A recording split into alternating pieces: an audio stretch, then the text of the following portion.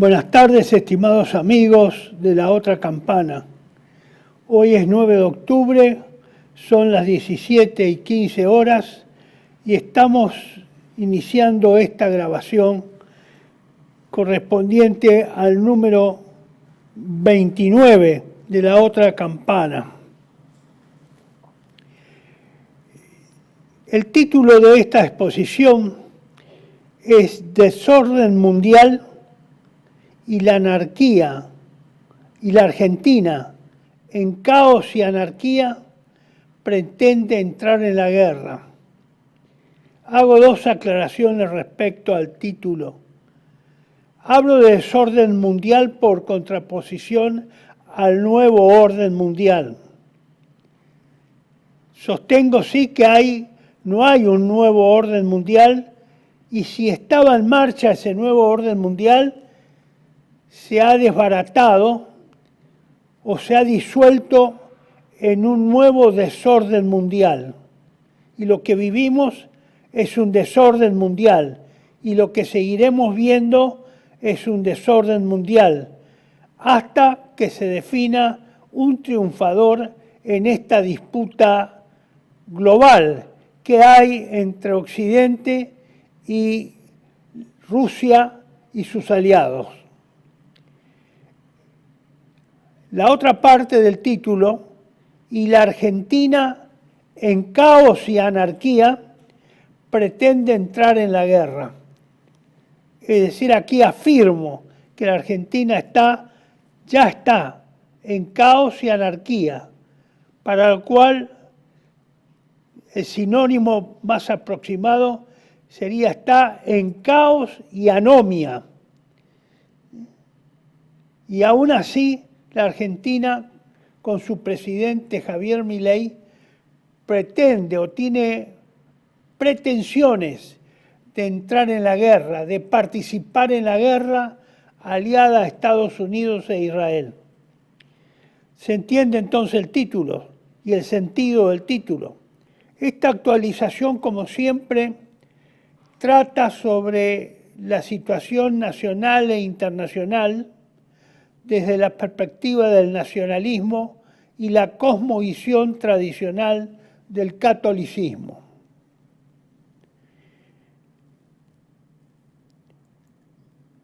Partimos de dos cosmovisiones en esta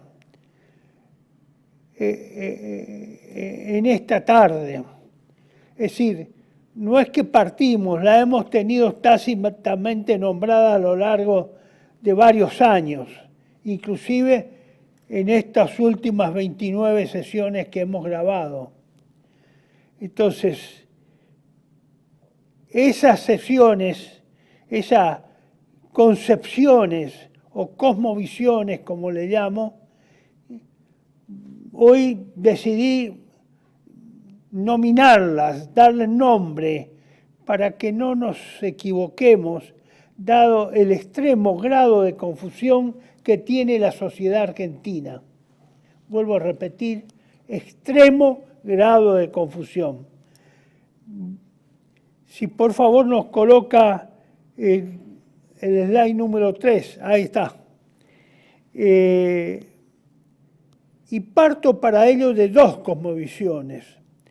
Una en el plano antropológico o mundano, también llamado gnóstico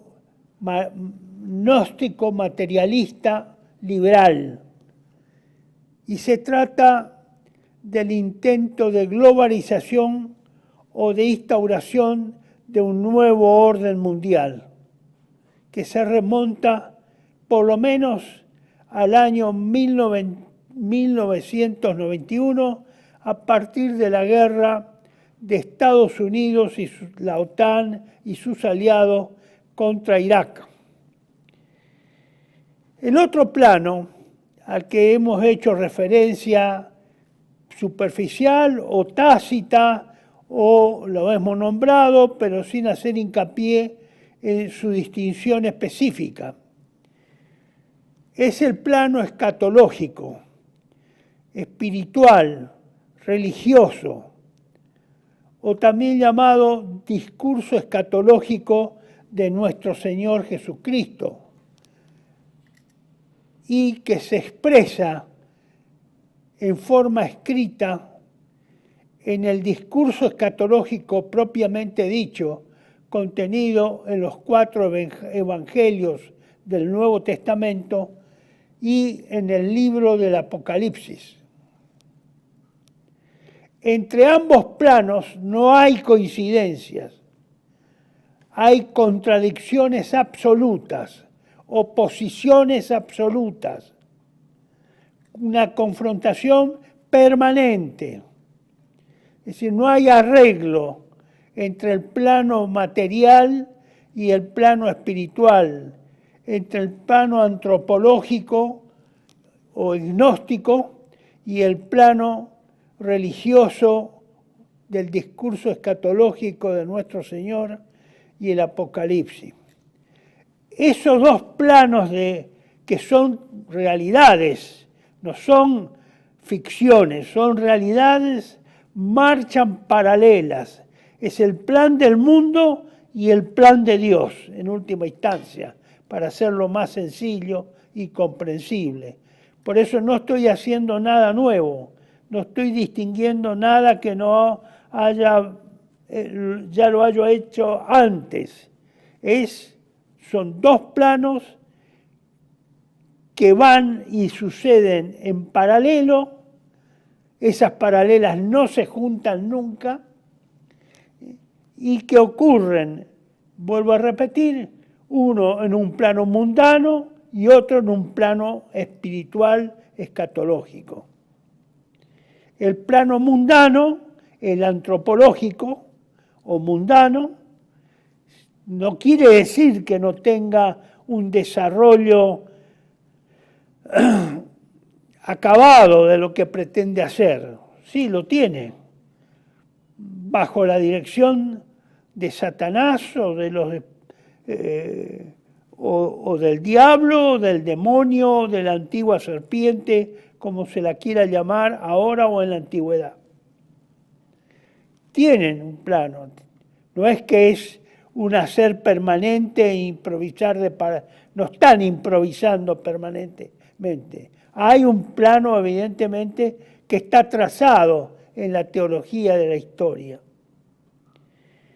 Bueno, esto hay que conocerlo, ambos planos hay que conocerlos, a ambos planos hay que seguirlos, hay que ver cómo evolucionan, cómo se manifiestan y qué reacciones producen uno respecto al otro. Entonces hay que estudiar y conocer en principio el plano escatológico, porque es el plano positivo, el plan de Dios. Por lo pronto eso es lo primero que hay que saber, y hay que saber lo más detalladamente posible. Y el otro es el plano materialista, el plano mundano, el plano del mundo, del príncipe de este mundo. Porque Satanás es el príncipe de este mundo y así ha sido calificado por nuestro Señor Jesucristo cuando fue tentado por este príncipe de este mundo en el desierto. Entonces, y hay que conocer en qué consiste eso, conocer cuáles son sus afirmaciones negativas y contrarias a Dios y al hombre, porque el objetivo también, en este caso, de este plano mundano, es contra el hombre, contra la creación de Dios, y la más excelsa y la más perfecta creación del hombre, de Dios, es el hombre. Entonces está destinado a la destrucción del hombre, a la criatura de Dios, que es el hombre. Ese es el objetivo del príncipe de este mundo. Bueno, ubicado en estos dos planos más o menos, porque me parece que en este mar de confusiones que estamos atravesando en la Argentina, y precisamente cuando venía hacia este canal para grabar, oí por la radio que se había aprobado, digamos, el proyecto de ley del veto del presidente contra el presupuesto universitario. Evidentemente, esto me confirmó en este viaje de que acá en la Argentina es obvio, hay una tremenda confusión. La confusión ya es inentendible. Todo se hace inentendible, porque la confusión lleva a eso, a que no se pueda entender nada y por lo tanto no se puedan tomar decisiones verdaderas y justas. Y todo es una mezcla, es una confusión. Lo que hoy es blanco, dentro de 5 minutos es negro. Lo que era gris pasa a ser verde. Lo que era rojo se vuelve amarillo. Bueno, esto es un aquelarre realmente y es peligroso para la especie humana este tipo de estados de confusión tan agudos, tan profundos como los que vive la humanidad en este momento. En principio, quiero nombrarles y citarlo al padre Julio Mendiel, que fue un gran maestro, un teólogo de primera línea, no solo en la Argentina, sino en el catolicismo mundial. Y especialmente relacionarlo con su libro de la cábala al progresismo, porque precisamente ese gnosticismo que se opone al plan de Dios, que combate el plan de Dios, que es el instrumento, diríamos, o la forma intelectual en que el príncipe de este mundo ha elaborado sus planes, tiene especial relación con la cábala. Por eso se habla el padre Mendiel habla y ha escrito y fundamentado profundamente sobre el gnosticismo católico, que es en realidad la esencia de la gnosis que se opone a Dios y a nuestro Señor Jesucristo, a sus enseñanzas y a toda su creación. El Padre ha sido un gran maestro en este sentido. No creo que haya muchos que lo puedan superar, ni en el mundo y menos en la Argentina, por ahora. Dios quiera que tengamos un teólogo de este fuste que todavía nos aclare más de lo que intentó hacer el padre Mendiel. Entonces, para que más o menos atar todos esos cabos sueltos que yo he ido citando, he ido mencionando, que he ido tratando de unir e inclusive hasta disimular, porque todo esto cuando uno lo dice así de esta forma, la gente se asusta. Es tanto el mal que se ha extendido en la Argentina y es tanta la maldad que se espantan, se asustan. Es como si estuvieran hablando con un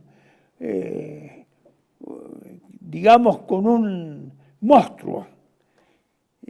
Entonces, lo he ido mencionando, nunca lo quise expresar en forma directa, pero después de 29 sesiones que hemos realizado en esta segunda parte de la campana, de la otra campana, entonces decidí hoy clarificar un poco porque veo que la confusión se está confundiendo hasta los propios, a lo que uno creía que estaban un poco más esclarecidos.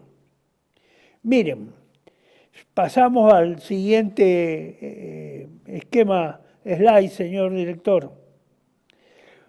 Ustedes tienen acá el plan escatológico. El plano escatológico, espiritual o religioso, o discurso escatológico de nuestro Señor Jesucristo, se materializan en estos artículos que ustedes están viendo, en estos evangelistas y en los capítulos y números y versículos citados para cada uno. Es lo básico, lo más básico. Ahí se expresa nuestro Señor Jesucristo. No es la interpretación del evangelista, no es una opinión del evangelista, no es una creencia de cada uno de esos evangelistas. Es la opinión, es la expresión pura y concreta y real que le expresó a sus discípulos nuestro Señor Jesucristo. Es lo más sencillo, es lo más claro, por eso también es lo más confuso. Por eso hay que tener mucho cuidado, pero no soy partidario de que la gente vaya y se largue al libro del Apocalipsis, ni siquiera al libro del Apocalipsis tan esclarecedor y didáctico como el que escribió el padre Castellani, el otro gran teólogo del discurso escatológico, el Apocalipsis de San Juan. Eso lo escribió el padre Castellani. Entonces, prefiero que primero se introduzcan en esto, se habitúan a este lenguaje, lo lean bien varias veces, porque esto no es fácil de entender, no es fácil de ver los planos y los tiempos en los que habla nuestro Señor. Y hay que masticarlo. Y lamentablemente sobre esto no hay prédicas claras, con sabiduría, lamentablemente, y menos en estos últimos 50 años, menos. Entonces, prefiero remitirme al texto original, a los textos originales, y no dar varios autores que puede llevar a más confusión, al contrario, a cruzar los entendimientos por interpretaciones que a veces no se presentan con la claridad o la didáctica debida. Bueno, estos tomen nota, les pido, y esto debe ser lectura obligatoria cuanto antes para todo católico. Cuanto antes quiere decir que la cosa está urgente, no es que la dejemos los que pueden pasar 20 años y lo seguimos leyendo. Es cuanto antes hay una urgencia para que tomemos conocimiento de esto, lo comprendamos o nos acerquemos a alguien racional que ha estudiado, que es maestro en esto, que es conocidamente calificado por su lectura, por su estudio, por sus análisis, para que nos guíe si tenemos alguna duda. El libro del Apocalipsis es también una fuente, obviamente, pero es mucho más complejo, mucho más simbólico y tiene mucho más, combinación entre distintas afirmaciones. Bueno, yo les voy a citar para que así lo aclaremos, para que se vea la urgencia de lo que estamos viviendo en ese plano mundano y lo que fue dicho en el plano espiritual, moral, escatológico. Le voy a citar nada más que un artículo y algunos versículos de ese artículo o de ese capítulo de San Marcos. Entonces, el Evangelio según San Marcos, número 13, del 1 al 37. Pero no está del 1 al 37 totalmente desarrollado, sino que he desarrollado algunos de esos, un primer término y en un segundo término otros. Han quedado algunos no se los voy a leer, no porque no deba ni pueda, sino porque son atinentes a la intención instructiva que tengo en esta exposición, de que ustedes se den cuenta qué grado de urgencia y qué grado de necesidad hay de que se conozca. Así, en ese capítulo 13 de San Marcos, empezando por el versículo 1, dice lo siguiente: cuando él salía del templo, se refiere a él como a Jesús, salía del templo, uno de sus discípulos le dijo: Maestro, mira qué piedras y qué edificios. Respondióle Jesús: ¿ves estas grandes construcciones? No quedará piedra sobre piedra que no sea derribada.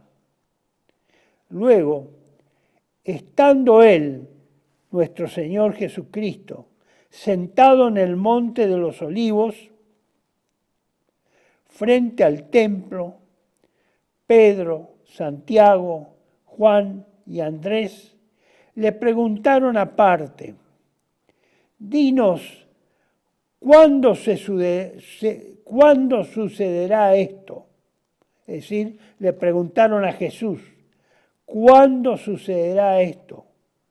Y al estar estas cosas a punto de cumplirse todas, ¿cuál será la señal? Y Jesús se puso a decirles: estad en guardia, que nadie os induzca en error. Por eso la necesidad de leer esto, de comprenderlo, de interpretarlo, de asimilarlo e integrarlo con otros conocimientos cuanto antes. Por esa frase que dice Jesús: estad en guardia. No dice estad dormido, estad en guardia, atentos, muy atentos. Que nadie os induzca error, por este grado altísimo de confusión que hay hoy. Y que la confusión es el mejor camino, el camino pavimentado, súper pavimentado para el error. Estad en guardia, que nadie os induzca en error. Muchos vendrán bajo mi nombre y dirán: yo soy Cristo. Y a muchos se engañarán. Cuando oigáis hablar de guerras y de rumores de guerra, no os turbéis. Esas guerras y rumores de guerra es lo que estamos viviendo, por lo menos parcialmente, en nuestros tiempos, en los últimos meses, en los 2 últimos años. Y cada semana se intensifica más ese rumor de una guerra cada vez más grande, o de la tercera guerra mundial, pero no solo mundial, sino mundial y nuclear, que es mucho más grave, aunque muchos no sepan qué es eso y qué alcance tiene esa idea de una guerra nuclear, que es otro problema que hoy tenemos.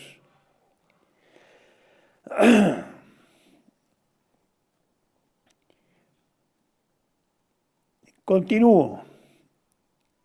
Entonces, cuando oigáis hablar de guerras y de rumores de guerra, no os turbéis. Esto ha de suceder, pero no es todavía el fin. Quiere decir que estas guerras pueden ocurrir, van a ocurrir, pero todavía no es el fin. Porque se levantará pueblo contra pueblo, reino contra reino. Habrá terremotos en diversos lugares y habrá hambres. Esto es el comienzo de los dolores. Tal vez lo que viene ocurriendo desde hace 2 años y lo que viene ocurriendo de 2 años para acá, especialmente en los últimos meses, las últimas semanas, los últimos días, vemos que hay guerra, que es pueblo contra pueblo, reino contra reino, que hay cataclismos como los terremotos, que hay alteraciones graves del clima y que para el mundo el cientificismo, el racionalismo, para disimular que eso pueda ser producido por Dios o por la mano de Dios, le llama el cambio climático. Es decir, si hay tormentas, si hoy o esta madrugada nevó en casi prácticamente toda la Patagonia, o por lo menos la mitad de la Patagonia, que no es normal ya en esta época. Entonces, eso el mundo le llama el cambio climático, son el problema del niño y de la niña, etcétera, etcétera. Si hay 90% de humedad todos los días y no llueve, le llaman el cambio climático. Eso no es producido por nadie, ni ningún ser sobrenatural lo produce. Es el cambio climático. Nadie explica por qué se produce el cambio climático. Hay razones, pero no todos los científicos concuerdan ni coinciden con los fundamentos de esas razones. Y habrá hambres. En la Argentina nos dice nuestro Señor que habrá hambres. Efectivamente, acá ya hay hambres, hambres en plural. Hay hambres en todas las latitudes de Argentina.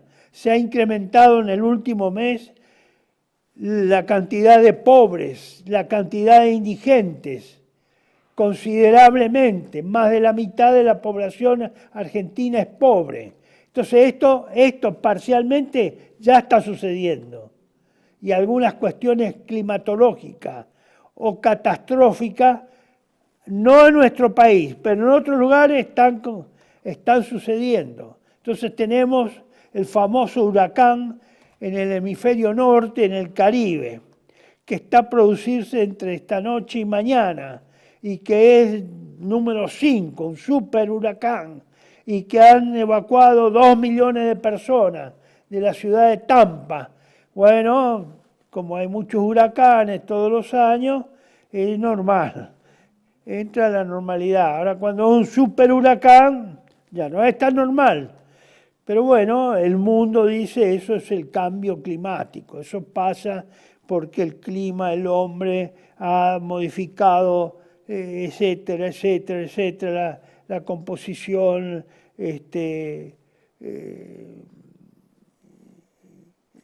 ha alterado los, digamos, componentes químicos que van a la atmósfera, etcétera, etcétera. Y eso se produce un efecto calentamiento, y el efecto calentamiento nadie explicó todavía bien por qué se producen las tormentas todavía. Del todo no está bien explicado, no está convincentemente explicado. Y por qué aparecen de repente, y por qué otras llevan varios días de maduración. Bueno, hasta aquí creo que es comprensible. Mucho de lo que yo está en amarillo es que está sucediendo hoy en el mundo concreto, en el mundo real. Eso está sucediendo. Sigamos con la otra parte de este capítulo. El siguiente, señor director. Seguimos con el número 19 y habíamos quedado en el número, creo que 8 era el último. Seguimos con el 19. que sigue diciendo el mismo capítulo 13 de San Marcos. Porque habrá en aquellos días tribulación tal, es decir, tan grande tribulación, cual no la hubo desde el principio de la creación que hizo Dios. Mire, esto fue 2 días antes de que Cristo fuera crucificado en la cruz, es decir, más de 2000 años. 2 días antes, le dice, porque habrá en aquellos días, refiriéndose al futuro en el cual nos encontramos nosotros u otros en su época, u otros en días posteriores, habrá en aquellos días tribulación tal, es decir, tan grande, cual no la hubo desde el principio de la creación que hizo Dios, hasta el presente, es decir, hasta el día que eso ocurra. Esa tribulación, tan grande tribulación, es la más grande que va a haber. No la hubo todavía, eso no ocurrió todavía, no ocurrió. Hasta el presente, ni la habrá, tampoco va a haberla de nuevo, va a ocurrir de nuevo. Eso es lo que dice nuestro Señor Jesucristo. No la hubo, ni la habrá. La que viene va a ser única. Es decir, que la que viene está en el medio entre lo que no hubo ni habrá en el futuro. Es decir, va a ser algo único. Y si el Señor no hubiese acortado los días, ningún viviente escaparía, mas a causa de los escogidos que Él eligió, ha acortado esos días. Tengan en cuenta que la gran tribulación a que hacemos siempre mención es a Sodoma y Gomorra.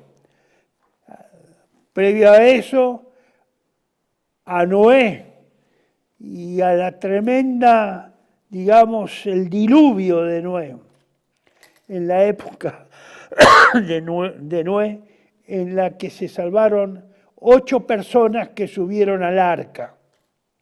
Es decir, que esto que va a ocurrir, que no ocurrió todavía, que va a ocurrir y que no va a volver a repetirse después que eso ocurra, está por llegar, falta llegar, está a las puertas tal vez.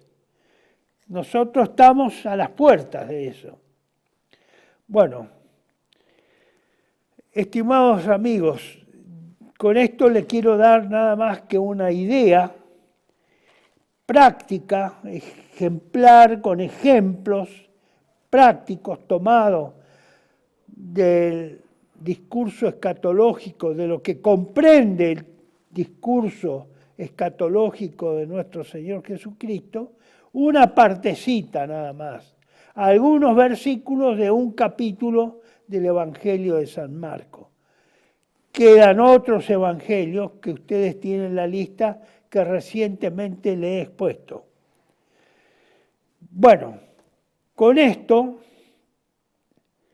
pasamos, pero antes haremos al desorden mundial actual, que es también parte de esta referencia histórica, concreta que yo hice, que el desorden mundial que está existiendo en la actualidad, que es parte de algo de lo que anticipa nuestro Señor Jesucristo en la confusión,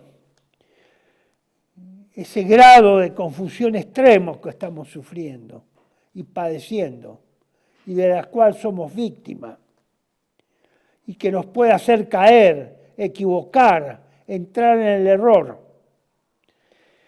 Bueno, entonces tomamos un minuto de descanso y pasamos al tema del desorden mundial.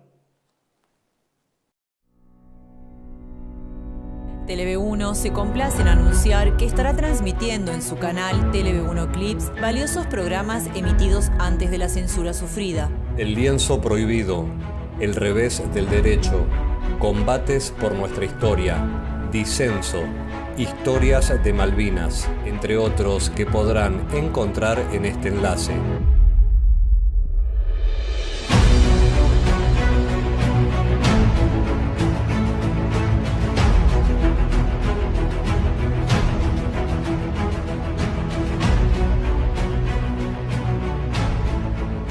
Agradecemos su aprovechamiento y difusión. Bienvenidos a CEPA, Centro de Estudios del Pensamiento Americano. Nuevo sitio web de cursos de formación en política, filosofía, historia, literatura, geopolítica, religión, psicología y más. Cursos de formación que reflejan el verdadero pensamiento americano. Lo invitamos a elegir el curso de su agrado ingresando en www.cepa.la.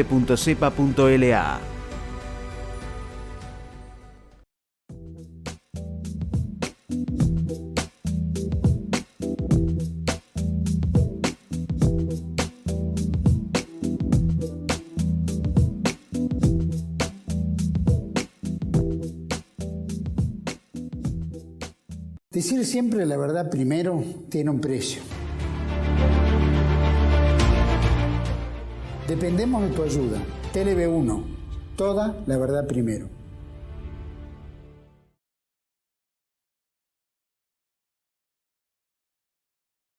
Bueno, estimados amigos, continuamos con el desorden mundial.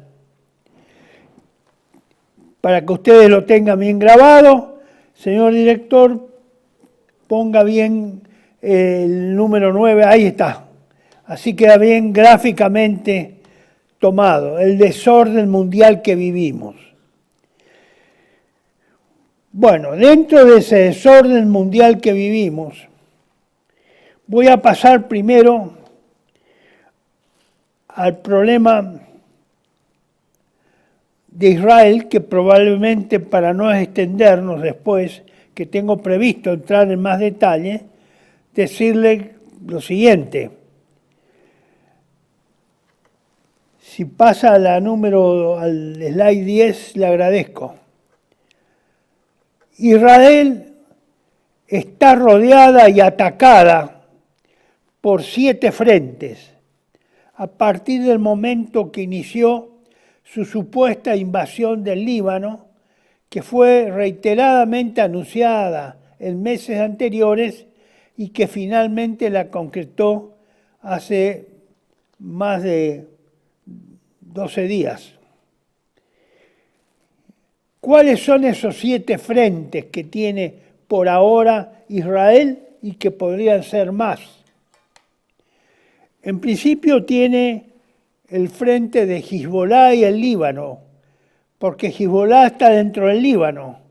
Entonces, si bien los israelíes han atacado específicamente los sectores ocupados y defendidos por Hezbollah, también ataca y bombardea el interior del Líbano y hace destrozos y arrasa con la población civil, por ejemplo, de Beirut, de pueblos y demás cuestiones que son libanesas, donde prácticamente hay poca pertenencia a las poblaciones que comulgan o son parte de lo que se llama Hezbollah.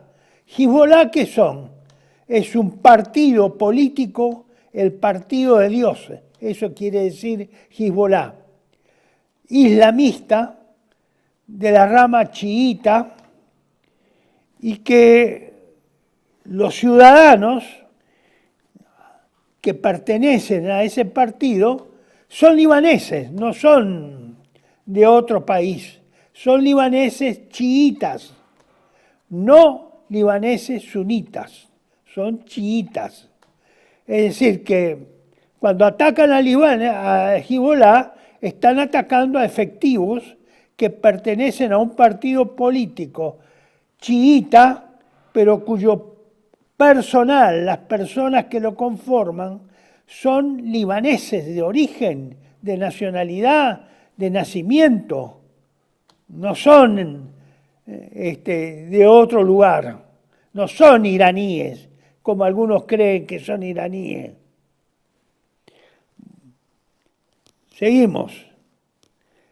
Irán es uno de los enemigos, uno de los frentes en los cuales que guerrea, que enfrenta y enfrentó fuertemente en días pasados, causándole gravísimos daños a Israel.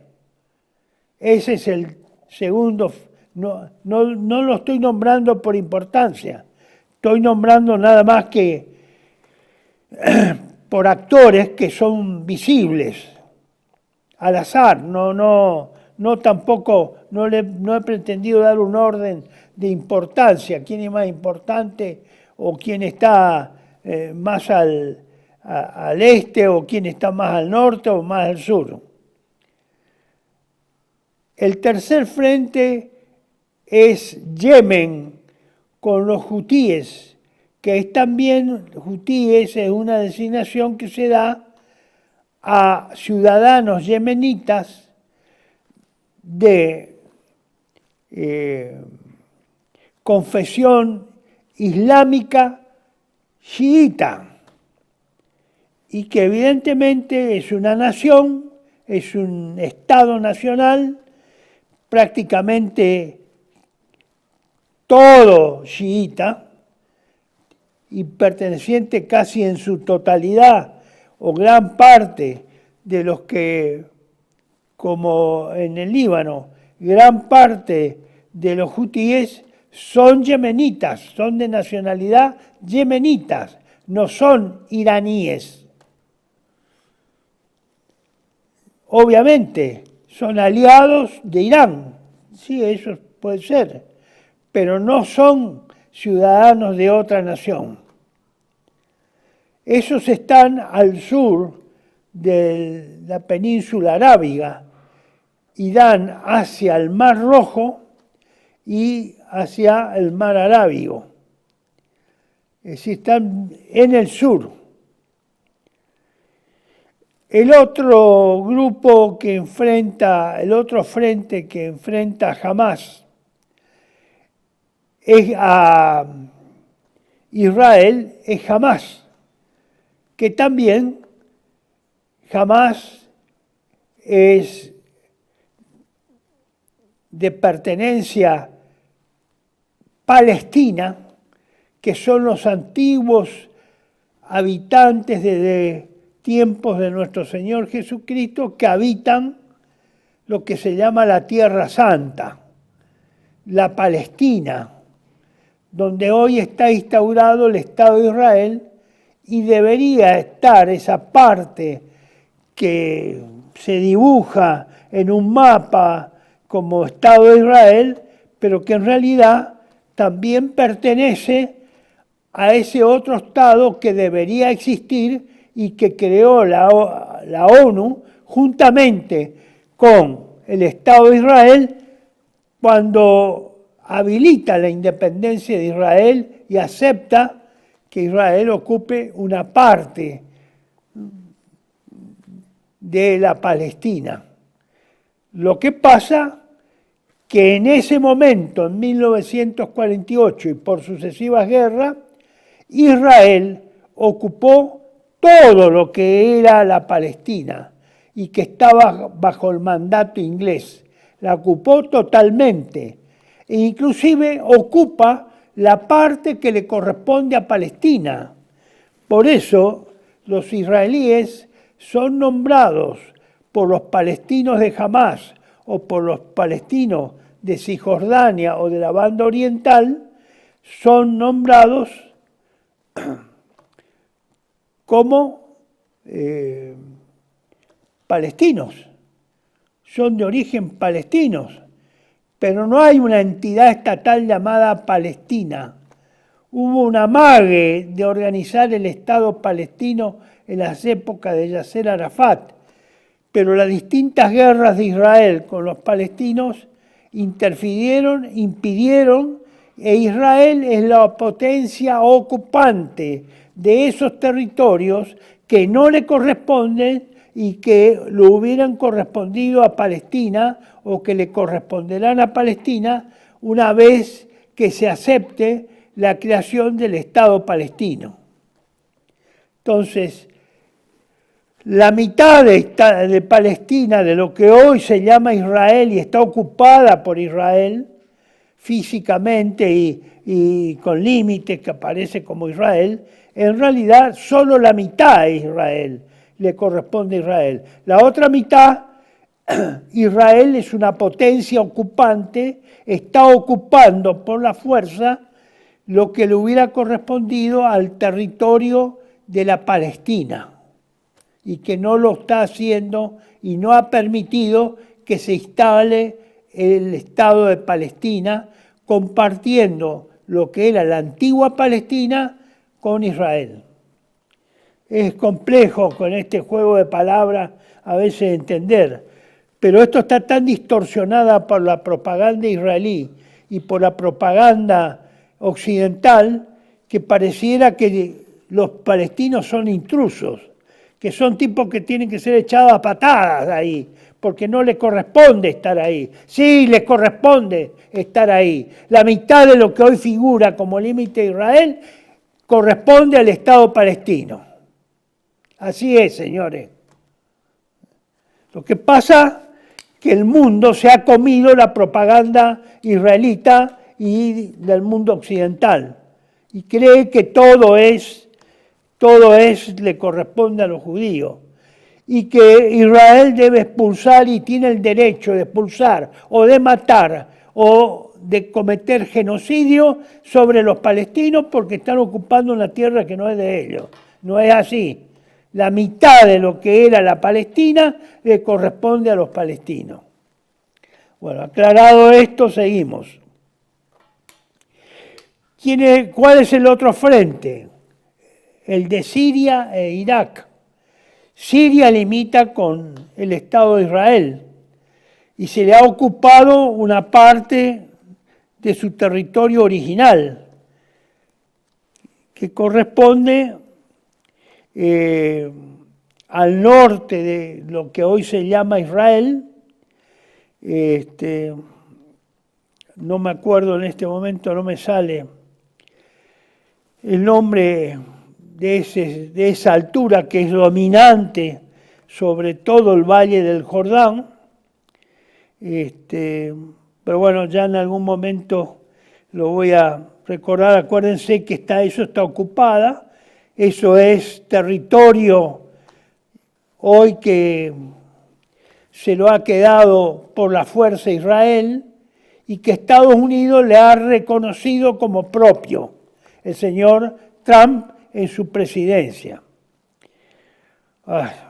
El Golán, el monte del Golán o los montes del Golán, eso fue sirio, es sirio, está ocupado desde la guerra, creo que de los 7 días o del Yom Kippur, por las fuerzas de ocupación israelíes. No le corresponden jurídicamente a Israel, corresponde a Siria, eso es territorio de Siria. Tampoco le corresponde a Palestina, a los árabes palestinos. Eso es y siempre fue controlado por Siria. Hasta yo me confundo. Siria está separando a Irak de Israel, pero lo he puesto, digamos, compartiendo con Siria, porque Siria participa a través del lanzamiento de misiles Irak participa con el lanzamiento de misiles contra territorio ocupado por Israel, desde Irak lo hace. No lo hace desde Siria, lo hace desde Irak. Bueno, seguimos. El otro frente es Cisjordania. Cisjordania es la Palestina oriental, es la zona oriental, que eso sí está ocupada mayormente por palestinos, por árabes palestinos, pero que ha sido a su vez invadida parcialmente en algunos territorios por colonias judías, colonias de judíos, que se han instalado en el West Bank, como se la nombra en inglés, dentro de lo que era, siempre fue eso, Palestina, son ciudades palestinas, pero que los judíos se han instalado, han tomado para sí, han expulsado de la tierra esa a los dueños naturales que eran palestinos, la han ocupado, la ocupan, la explotan y sostienen que eso también es parte de Israel. Y por último, el séptimo, es más deleterio el frente ese, porque es el frente de Internet y de la ciberguerra. Entonces ahí hay varias manos que meten, no se puede delimitar muy bien cuál es el frente que ataca a través de la guerra cibernética. Y por eso se llama la ciberguerra, que pueden ser iraquíes, sirios, libaneses, Hezbollah, Hamas y otros actores internacionales. No se sabe porque eso es un espacio que no está limitado. Bueno, dicho esto, marchemos rápidamente solamente con interés de inventario, decirle lo que seguramente ustedes saben, pero vamos a integrarlo esto. Actualmente Ucrania y la OTAN están siendo derrotados, salvo que haya una catástrofe y una sorpresa de tal tamaño por un ataque de Occidente. Evidentemente Rusia y sus aliados están ganando la guerra en Ucrania. Esto que yo ponga acá, la marcha de la guerra, TOE, es el Teatro de Operaciones Europeo, y eso se ciñe a la guerra entre Ucrania y Rusia, inclusive la penetración ucraniana en Kursk, realizada por los ucranianos en los primeros días, en las primeras quincenas de septiembre. Entonces la guerra, señores, lamentablemente, para algunos, la está ganando Rusia y sus aliados, y está perdiendo Ucrania y sus aliados de la OTAN. Esta derrota de la OTAN implica a los Estados Unidos en primer lugar, que es, digamos, el director de la orquesta. La derrota, si eso se llega a efectivizar, la derrota de Ucrania, de la OTAN y de Estados Unidos implica una grave derrota, mayúscula derrota para Occidente, y va a implicar un cambio del orden mundial. Así de simple. El lanzamiento de misiles de largo alcance que pretende que Ucrania sea autorizada por los países occidentales para ir a atacar la profundidad de Rusia, sí, podrá suceder, podrá ser una provocación, es una provocación, pero en la profundidad del territorio ruso, pero eso no va a marcar por ahora ninguna diferencia, excepto que sean misiles de largo alcance con cabezas nucleares. Por ahora, evidentemente, nadie está dispuesto a dar el primer paso nuclear. Mientras sean explosivos, no va a ser a la diferencia. No van a ganar la guerra porque lancen misiles en la profundidad de Rusia, con explosivos convencionales. no va a ganar la guerra. Por el contrario, los ataques que podrían lanzar los rusos sobre Europa en represalia podrían destruir las capacidades de apoyo a las tropas de la OTAN y de Estados Unidos que están en Ucrania y que están en Rusia, en la penetración de Kursk. Así es, están la OTAN, Estados Unidos y Ucrania en la penetración de Kursk. En realidad, Occidente no está preparado para recibir un ataque de gran magnitud, inclusive convencional, por parte de Rusia. No están en condiciones sus ejércitos, no tienen los efectivos necesarios adiestrados, no tienen el material de guerra acumulado para alimentar una respuesta o una contrarrespuesta. No están en condiciones.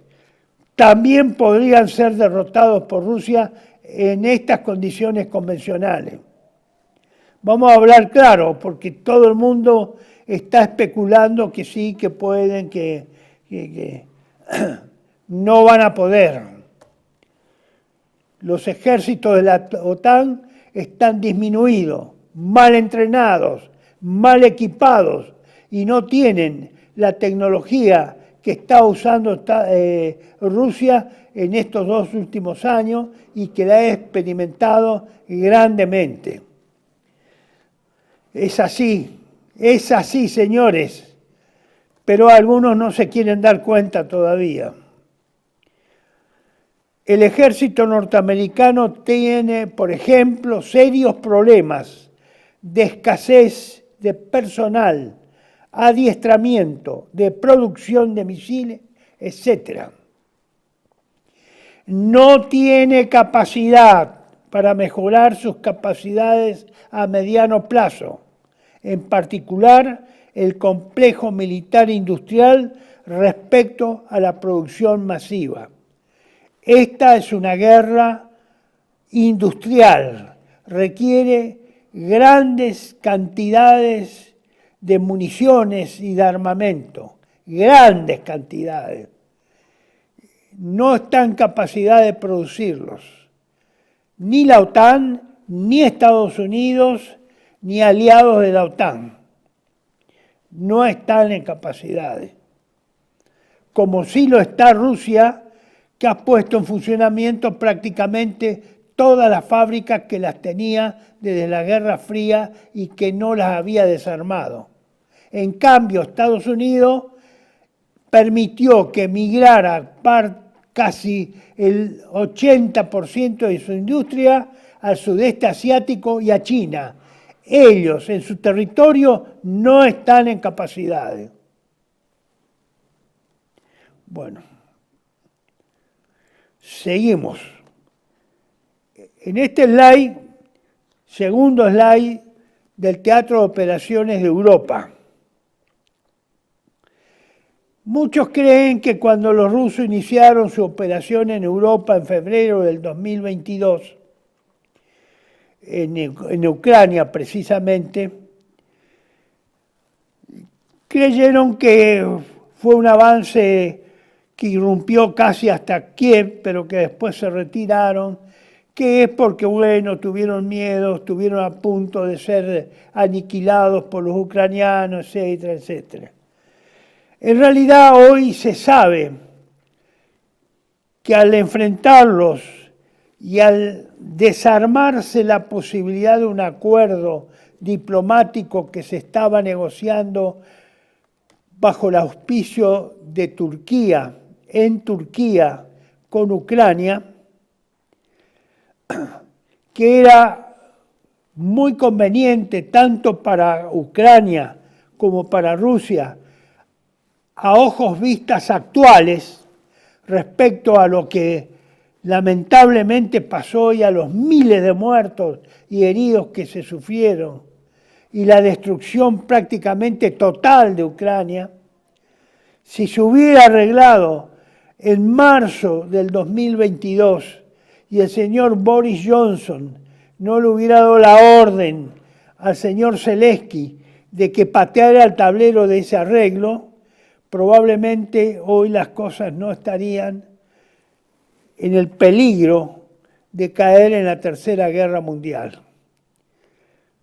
El señor Zelensky obedeció las órdenes de Estados Unidos, de la OTAN y de Europa, y por lo tanto pateó el tablero, no se llegó a ningún acuerdo, se rompió el acuerdo, el semiacuerdo que se había logrado con muy buena voluntad por parte de los rusos, y estamos en esta situación al límite ya, al final de la guerra de Ucrania, donde Ucrania realmente está destruida y es altamente probable que pierda más de un tercio de su territorio, de sus territorios más ricos, al sur del río de Dnieper. Eso es una realidad, señores. Esto faltan días u horas o semanas, pero esto es la realidad. Ucrania va a terminar perdiendo un tercio de su territorio. No sé cuáles serán los términos que se están negociando con Ucrania y Rusia en este momento. Pero es probable que también Rusia no salga con el 100% de sus aspiraciones. Pero respecto a territorio, sí. Un tercio del territorio de Ucrania va a quedar en manos rusas y Ucrania absolutamente destruido o más destruida todavía en las semanas que quedan. Lo que pasa que Rusia, cuando ocurre esto y hay que desandar, se da cuenta que debe pasar a la defensiva estratégica y prepararse para enfrentar a un ejército ucraniano que había sido renovado, adiestrado, estaba bien equipado y por lo tanto no era posible seguir con la actitud ofensiva con la que había iniciado la guerra. Por eso pasaron a la defensa estratégica. Y luego, posteriormente, cuando sus fábricas comenzaron a funcionar y a abastecer y a seguir el ritmo de consumo de municiones misilísticas y de artillería pesada que suelen y acostumbran a utilizar los rusos en sus operaciones militares, evidentemente fue otro cantar, lo pudo hacer, porque las máquinas funcionaban, las industrias militares en los Urales o más allá de los Urales funcionaron las 24 horas, los 7 días de la semana. Eso le permitió ampliar su capacidad militar y logística. En cambio, los Estados Unidos no tuvo pensamiento estratégico y no hizo nada de eso. Siguió dependiendo de su poca producción industrial nacional en Estados Unidos, de lo que producía la OTAN en Europa, de algunas otras producciones que se hacían en sus países de influencia, tal es así que Fabricaciones Militares pareciera ser que también pasó a integrar la cadena de producción o va a pasar a integrar esa cadena de producción bélica de los Estados Unidos a partir de dentro de poco tiempo. No tuvo pensamiento estratégico. Creyó en las sanciones económicas y creyó que iba a haber una revolución interna dentro de Rusia que iba a desplazar del poder a Putin. Nada de eso ocurrió. Todo le salió mal. Tampoco Estados Unidos estaba preparado para entrar en guerra con Rusia. Pasó demasiado tiempo sin tener que combatir en forma directa. Y si lo hizo fue con países muy débiles y pobres. desde la guerra de Corea en adelante. Nunca combatió con un ejército en serio. Siempre eran ejércitos subdesarrollados. En América Latina, en el sudeste asiático o en otras latitudes, siempre, o en Afganistán o en Irak, siempre ejércitos cuyos combatientes andaban en hojota.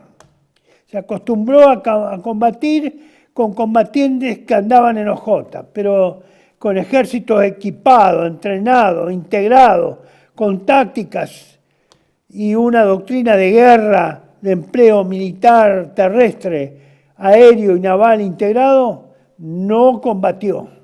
Entonces no estaba acostumbrado a esos combates. Sigue estando sin estar acostumbrado.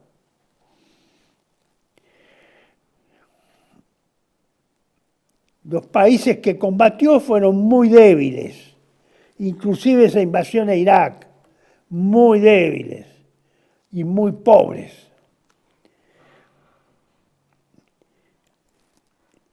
En esta tercera slide ponemos la idea de que Rusia acaba de modificar la doctrina de empleo de su arsenal nuclear. Ahora considera blanco legítimo a toda nación que provea a Ucrania de material destructivo, personal para su operación y para la adquisición de blancos, y o que facilite su territorio como plataforma de ataque a Rusia. Es decir, cambió la doctrina de empleo. Antes no atacaba a los que le proporcionaban abastecimiento de artillería y de misiles a Ucrania, aunque tiraran desde Ucrania. Ahora considera objetivo legítimo o blanco legítimo a las que proporcionan las municiones, misiles y todo tipo de armamento con la cual se agreda a Rusia. Estén dentro de la OTAN, en países europeos, o estén fuera de la OTAN sin pertenecer a esa organización militar. No es una nueva amenaza, evidentemente. Estados Unidos practicó esa política durante la crisis de los misiles en Cuba, a principios de los años 60, y por lo tanto no tiene derecho a quejarse del cambio de doctrina. Así que todo bien ahora. Se tiene que comer lo que ahora, la actitud que ha adoptado Rusia y que ellos adoptaron en 1962, los Estados Unidos, cuando la crisis de los misiles de Cuba. Por eso hasta ahora Estados Unidos no proporcionó, no abasteció de misiles de largo alcance a Ucrania. Ahora, recién ahora, los militares norteamericanos entendieron que Rusia no estaba fanfarroneando, cuando advirtió hace 2 semanas que usaría armas nucleares para combatir a quienes proporcionaran ese tipo de armamentos que atacara a Rusia cerca o lejos de su frontera, en la profundidad de su territorio. La política y la doctrina rusa cambió y se lo hizo entender bien a Rusia, a Estados Unidos, especialmente en la última oportunidad en que se reunió el señor Biden con el primer ministro británico en Washington.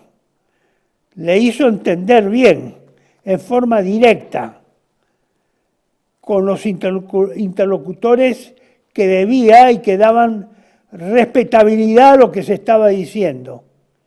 Porque hasta ese momento, hasta ese día, que fue un sábado, a mediados de septiembre,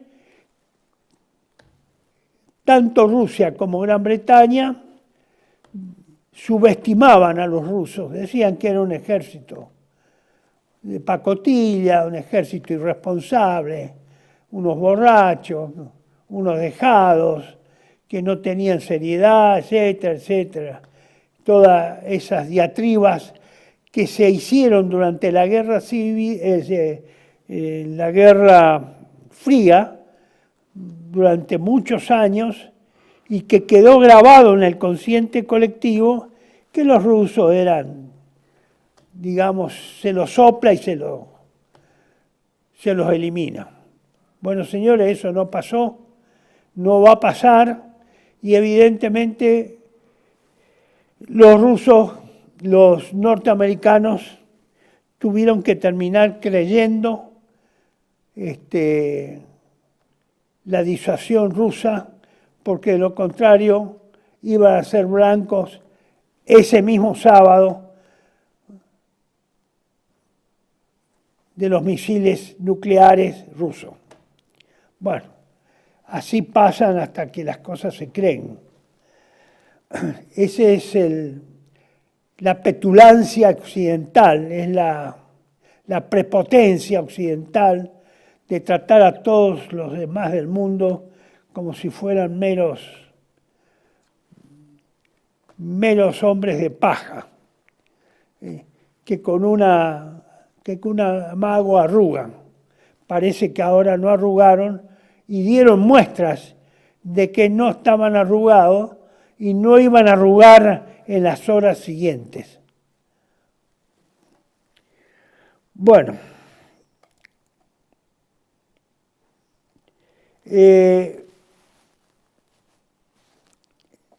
en general, la situación en el teatro de operaciones del Medio Oriente, a los cuales ustedes ven que yo les llamo la marcha de la guerra Tomo, es la guerra en el teatro de operaciones del Medio Oriente. De estos que yo les pongo en primer lugar,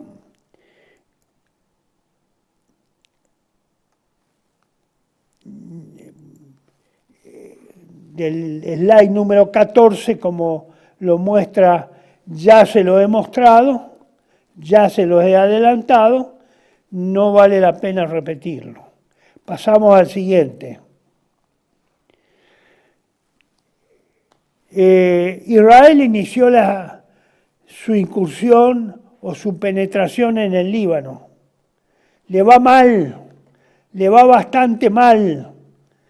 No es una invasión, no es una gran operación, son incursiones que siguen a las direcciones de sus bombardeos aéreos, que son prácticamente bombardeos genocidas a las ciudades libanesas que se interponen o están en las direcciones de los ejes de avance que se proponían inicialmente los israelíes.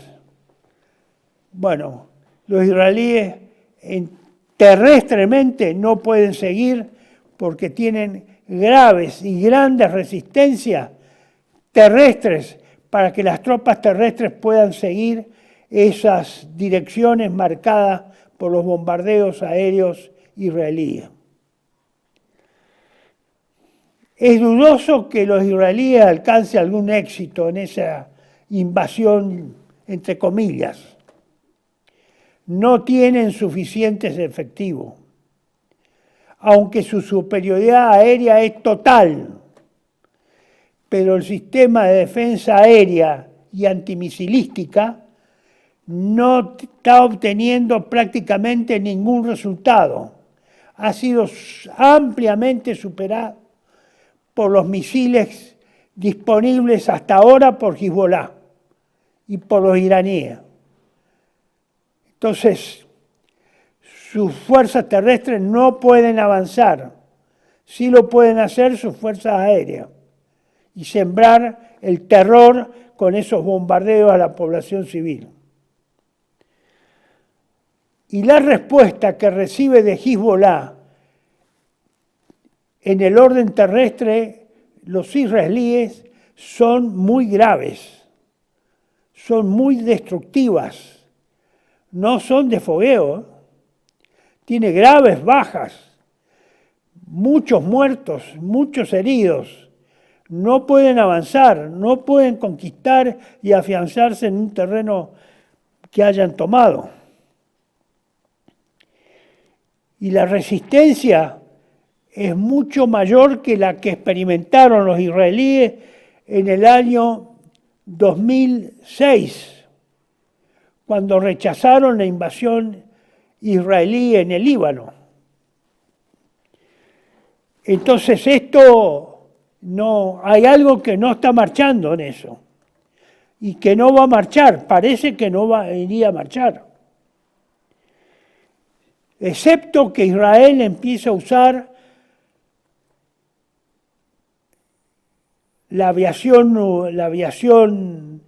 su aviación de bombardeo con armas nucleares y abrir el camino con armas nucleares.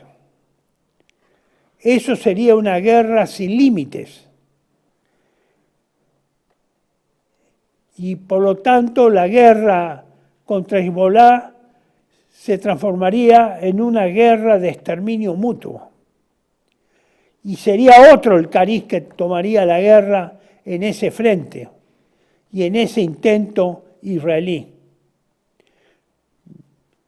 Muy peligroso, tremendamente peligroso. Si me pone el siguiente, señor director. En última instancia, Israel no ha logrado derrotar a Hamás en la Franja de Gaza, ni a Cisjordania en la banda oriental o en el West Bank, ni a Hezbollah, a ninguno de los tres. La actitud de Jordania y Egipto sigue siendo dudosa, aunque favorable a ayudar a Israel. Israel conserva hasta hoy el apoyo incondicional de las Fuerzas Armadas de Estados Unidos. En este caso, el compromiso de Estados Unidos con Israel es más fuerte que con la NATO respecto a Ucrania. Y eso es debido al tremendo poder que ejerce Israel con sus lobbies en el sistema institucional norteamericano, y de hecho muchas veces le he comentado que controla a Israel el Congreso norteamericano. El siguiente, señor director.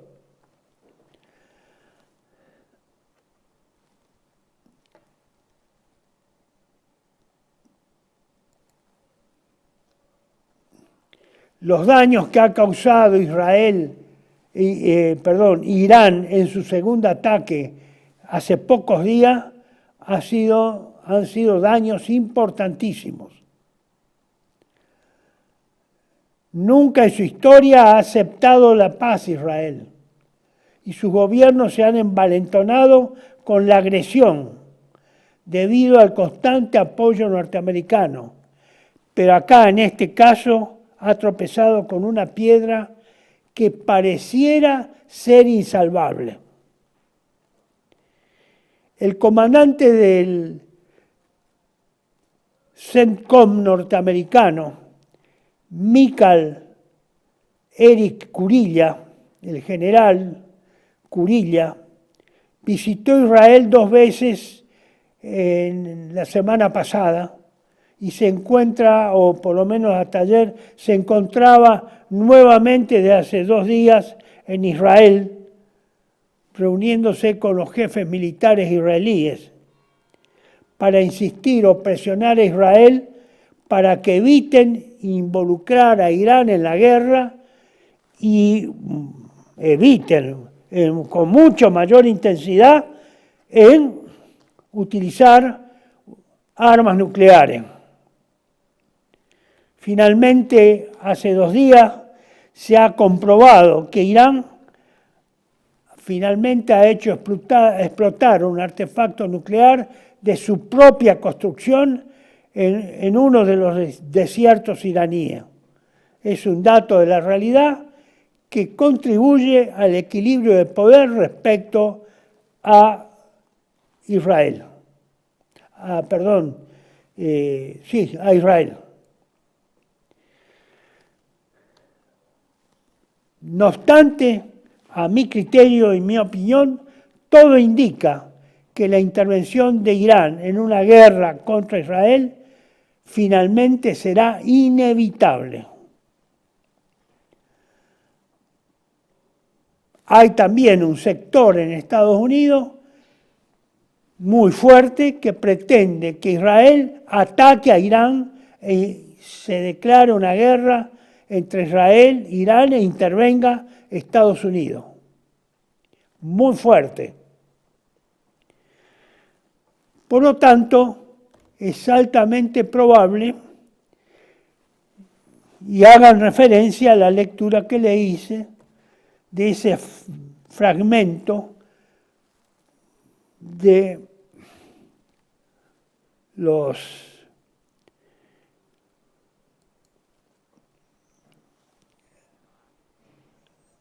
las profecías escatológicas de San Marcos inicialmente.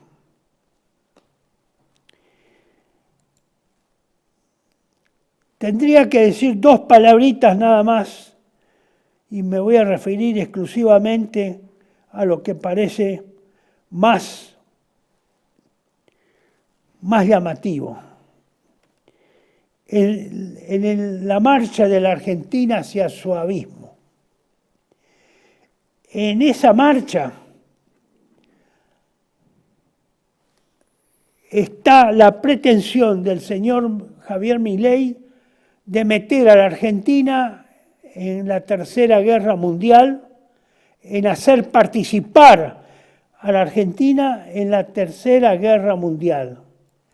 Eso lo señaló en su discurso a la ONU, cuando dijo: a partir de este día, sepan que la República Argentina va a abandonar su posición de neutralidad histórica que nos caracterizó y va a estar a la vanguardia de la lucha en defensa de la libertad.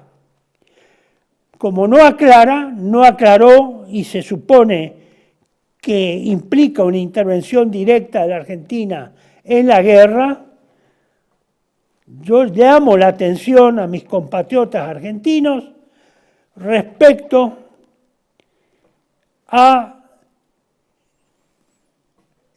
lo que llamé la crisis del Canal de Panamá, y si puede poner, señor el director, en el slide 26, le voy a mostrar nada más que una serie de imágenes que señalan esta crisis que tiene el Canal de Panamá, que a la que yo supuse de disputa del poder del control del tráfico marítimo y del tráfico militar naval en el sur del cono sur, es decir, al sur de Tierra del Fuego, y las implicancias que eso podría tener para que la Argentina entre en guerra, ahora se suma el hecho de que esa neutralización o parcial destrucción del Canal de Panamá que yo suponía por una acción bélica de los enemigos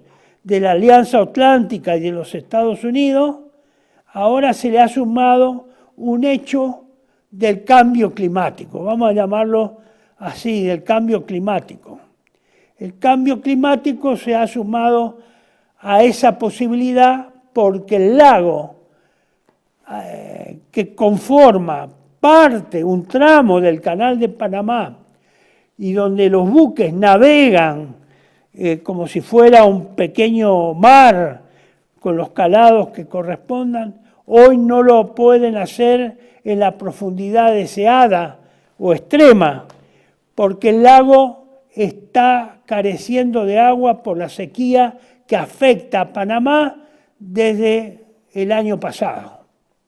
Ahora se le suma la sequía, el cambio climático, señores, que tanto ustedes dicen, que tanto Occidente fabrica y los científicos para demostrar que Dios no existe y no puede cambiar el clima y no puede producir cataclismos. Bueno, ese cambio climático le va a empezar a afectar, le está afectando el tonelaje de barcos que entran al canal, ya le está afectando, que entran al canal de Panamá. Entonces, el canal de Panamá va a quedar inoperable en algún momento. Y si hay tercera guerra mundial, con mayor razón. A este problema se le suma la parcial destrucción o destrucción total o inhabilitación total o por largo tiempo del canal de Panamá. ¿Por dónde van a ir el tráfico marítimo comercial y la navegación militar, las flotas militares para pasar de un océano al otro, del Pacífico al Atlántico y viceversa? Tienen que pasar por el Estrecho de Magallanes o el Canal de Beagle, si es posible, o el pasaje de Drake, al sur del pasaje de Drake. Ahí va a haber una disputa por el control. ¿Quién controla? ¿Occidente, la OTAN o Rusia y sus aliados? Habrá ahí una lucha por el dominio y el control de la misma. Y nuestro territorio, nosotros intervendremos. Y vamos a intervenir, porque ya estamos interviniendo con la base aeronaval argentino-norteamericana de Ushuaia. Y seguramente vamos a habilitar aeropuertos y puertos del litoral patagónico, seguramente de Chubut y de Santa Cruz, para que operen y reciban buques de guerra de la OTAN, de los Estados Unidos, y obviamente Rusia y sus aliados tendrán a esos puertos y aeropuertos como objetivos o blancos legítimos. Les muestro la siguiente. ¿Qué es lo que significa el Canal de Panamá? Son 14.000 kilómetros de extensión en forma directa. Fíjese el desvío que hay que hacer por el cono sur en caso de que no funcione. La siguiente, señor director, si la puede tomar, ahí está, en pleno. Fíjese la cantidad de días que toma desde Shanghái hasta llegar a Nueva York, 28 días. ¿Cuántos días tomaría desde Shanghái dar la vuelta por el pasaje de Drake, subir toda América del Sur hasta Nueva York? Mucho. Siguiente, señor director. Si se reemplazara el canal de Panamá por el pasaje de Drake o el estrecho de Magallanes o el canal de Beagle, si fuera funcional para eso, la navegación desde los puertos asiáticos duraría un mes más. Un mes más habría que sumarle. El siguiente. Este sería el pasaje por el estrecho de Magallanes. Y por el pasaje de Drake, abajo de ese cartel que está al pie de este gráfico que ustedes están viendo, más largo. Obviamente que nada de eso va a ser gratuito. Ahí habrá barcos y naves y submarinos de las flotas en conflicto que van a estar esperando a un lado y a otro lado del Atlántico o del Pacífico que salgan por el canal o el estrecho de Magallanes para afectar o atacar a esos navíos. la siguiente. Esta es la geografía real, cartográfica, más clara que ustedes tienen. El estrecho de Magallanes, al sur de Argentina y Chile, antes de llegar a la isla que separa a la isla de Tierra del Fuego, y al sur completo de la Tierra del Fuego, es decir, en el pasaje de Drake, ahí donde está la última línea prácticamente, que dice Océano Pacífico. Tendrían que ir por ahí. Esa es la realidad del conflicto, de la crisis del Canal de Panamá, y la intervención de la Argentina en la guerra será seguramente, mayormente, por ese conflicto, por esa intervención argentina. ¿A quién pidió permiso el señor Milei para hacer esto? O para disponer sobre la vida y los bienes de los argentinos y de los territorios del sur de la Argentina. A nadie. Bueno, señores, la Argentina no puede seguir en esta situación. Debe reaccionar. Debe reaccionar. Pidamos nuevamente, como siempre les insisto, a Dios nuestro Señor y a la Santísima Virgen que nos iluminen y nos muestren el camino, el mejor camino para mantener la independencia y la soberanía argentina sobre el legado o donación que Dios nos hizo de la República Argentina cuando fue creada y habitada y colonizada por España a partir de 1553 con la fundación de Santiago del Estero. Desde esa época hasta ahora corrió mucha agua. Lamentablemente, por obra de la masonería internacional y nacional, hemos perdido nuestra identidad, nuestra cultura, nuestra religión, nuestros usos y costumbres. Las hemos entregado graciosamente y gratuitamente, especialmente a partir de caseros.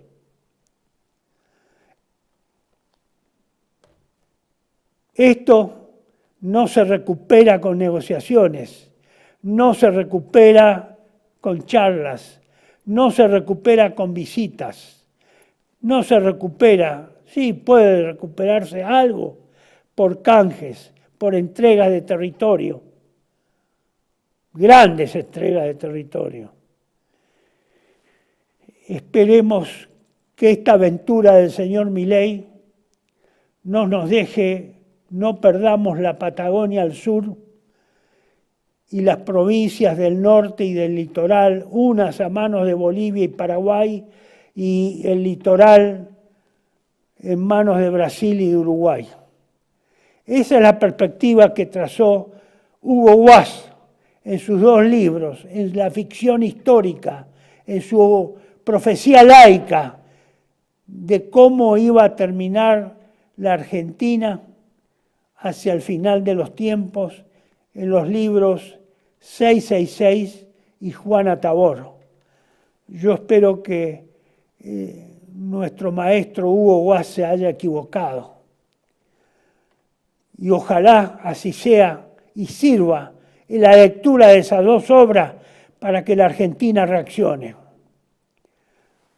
Si no, la Argentina, estimado amigo, discúlpeme, no soy pesimista, soy realista. Está terminada. Y está terminada hoy. Falta el acto que la consume o los actos que la consumen. Espero que no se cumplan.